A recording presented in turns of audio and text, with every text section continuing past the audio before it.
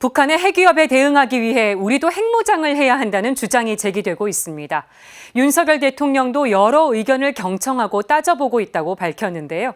가톨릭교회의 시각은 어떨까요? 제2차 바티칸 공의회 문헌과 성 요한 23세 교황의 회칙, 지상의 평화에 잘 나와 있습니다. 맹현균 기자입니다.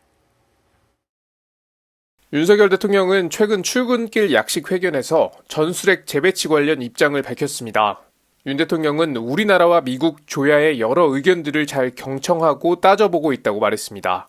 지난 8월 취임 100일 기자회견에서는 핵 비확산 체제에서 이탈하지 않을 것이라고 한 만큼 북핵의 그 위협이 고도화되고 기존에 있는 정도의 확장 억제로 되지 않는다고 한다면은 이 확장 억제가 아마 그 형태가 조금 변화될 수는 있겠습니다만은 NPT 체제에 대해서는 끝까지 포기하지 않고 지켜낼 생각입니다.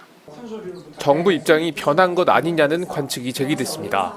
대통령실은 진화에 나섰습니다. 핵 비확산 체제에서 이탈하지 않겠다는 방침을 재확인했습니다. 대통령실 관계자는 기본적으로 기존의 입장과 달라진 것은 없다고 설명했습니다. 하지만 정치권과 학계 일부에서는 전술핵 재배치를 검토해야 한다는 주장이 나옵니다. 정진석 국민의힘 비상대책위원장은 SNS를 통해 북한이 7차 핵실험을 강행한다면 문재인 정부 시절 체결된 9.19 남북 군사합의는 물론 1991년의 한반도 비핵화 공동선언 역시 파기돼야 한다고 주장했습니다. 사실상 우리도 핵무기를 가져야 한다는 뜻으로 해석됩니다. 가톨릭교회 입장은 단호합니다. 가톨릭교회의 평화로는 성 요한 23세 교황의 회칙 지상의 평화와 제2차 바티칸 공의회 문헌인 사목헌장에 자세히 나타납니다. 프란치스코 교황이 최근 러시아와 우크라이나 전쟁을 거론하면서 제2차 바티칸 공의회를 언급한 이유입니다. 이와 함께 교황청은 최근 바티칸 뉴스를 통해 제2차 바티칸 공의회와 성 요한 23세 교황 관련 소식을 연일 보도하고 있습니다. 단순히 제2차 바티칸 공의회 60주년을 기념하기 위해서가 아닙니다.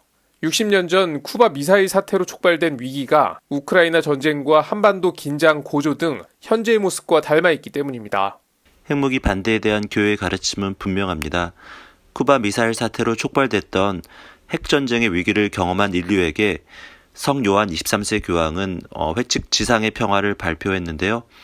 회칙 112항에서 교황께서는 핵무기 개발을 금지하고 끝내는 완전한 무장해제 상태에서 효과적인 감시체제를 운영하도록 촉구하는 것이다. 이렇게 말씀하십니다. 미소 냉전 시대 양측은 끊임없이 군비 경쟁을 벌였습니다. 군비 경쟁을 벌일수록 긴장의 수위는 높아졌습니다. 미소 냉전의 시대에 양측이 엄청난 양의 핵무기를 가지고 있었고 핵무기가 없어서가 아니라 신뢰가 없었기 때문에 핵전쟁에 공포가 있었다는 사실을 기억해야 합니다. CPBC 맹현균입니다.